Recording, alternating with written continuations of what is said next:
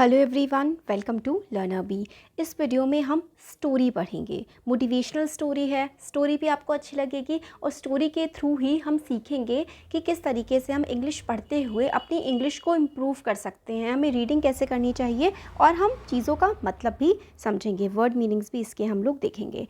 A farmer and his sons, farmer और उसके बेटे। Once a farmer had 3 grown up sons, एक समय की बात है। तो once a farmer had 3 grown up sun.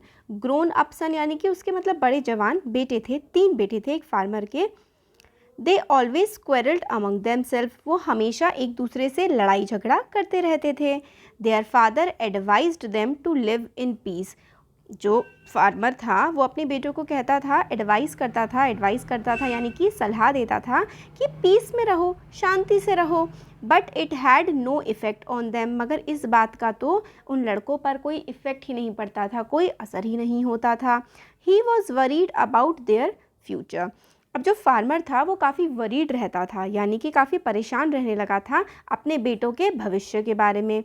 One day the farmer fell seriously ill, एक दिन फार्मर काफ़ी ज़्यादा बीमार पड़ गया। He sent for his son, फिर उसने अपने बेटों को बुलाया।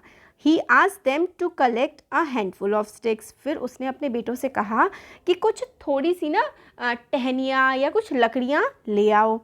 विच दे डिड एट वंस, वो एकदम से बच्चे उसके तीनों बेटे ले आए जा करके। He tied the sticks into a bundle, फिर फार्मर ने क्या किया, वो जो लकड़ियाँ वगैरह लेकर के आए थे ना, उनको एक साथ गठरे में बांध दिया उन लोगों ने। Now he asked them to break the bundle, फिर उनसे कहा, now he asked them to break the bundle one by one, और कहा कि बंडल तुमने जो बना दिया है, मतलब सारी की सारी जो लकड़ियाँ उसको एक गट्ठर बना करके बांध दिया, और कहा उनसे कि चलो इस गट्ठर को तुम तोड़ो अब। तो फिर they tried hard to break it but none could, तो उन बच्चों ने तीनों ने क्या किया, एक एक करके और पूरी गठरी को तोड़ना शुरू किया। मतलब लकड़ियाँ जो हैं वो बंधी हुई थी एक साथ और उनको तोड़ने की कोशिश वो करने लगे। At last farmer untied the bundle, फिर फार्मर ने कहा कि ये जो बंडल टाइड है यानी कि बंधा हुआ है, इसको अनटाई कर दो। अनटाई कर दो का मतलब है इसको खोल दो। And asked each of them, और कहा each of them to break each stick, फिर कहा कि एक एक स्टिक ले लो तुम, एक एक जो है छड़ी वो ले लो, फिर उसको तोड़ दो। They did so quite easily, और उन लोगों ने वो छड़ी आसानी से तोड़ दी। देयर फादर सेड, फिर फादर ने कहा, माई डियर सन्स, मेरे प्यारे बच्चों, you could not break the sticks, तुम ये जो स्टिक्स हैं, छड़ियाँ हैं, तब तक नहीं तोड़ सकते थे, as long as they remain tight together, जब तक ये छड़ियाँ एक साथ जुड़ी हुई थी तो इसको नहीं तोड़ पा रहे थे। But you broke each single stick quite easily, मगर तुमने एक एक छड़ी बहुत ही आसानी से तोड़ दी। देवर स्ट्रॉन्ग इन बंडल, जब वो बंडल में थी तब वो काफ़ी स्ट्रॉन्ग थी। But become weak when separated, but weak हो गई जब वो सेपरेट हो गई, अलग अलग हो गई फ्रॉम वन अनदर, एक दूसरे से जब वो अलग हो गई तो वो वीक हो गई। नेवर फॉरगेट दैट, कभी भी ये बात मत भूलना।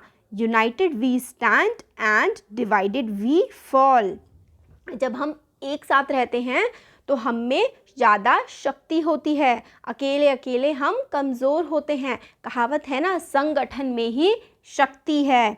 This had a deep effect on farmer's son, इस बात का फार्मर के जो बेटे थे उन पे बहुत असर पड़ा।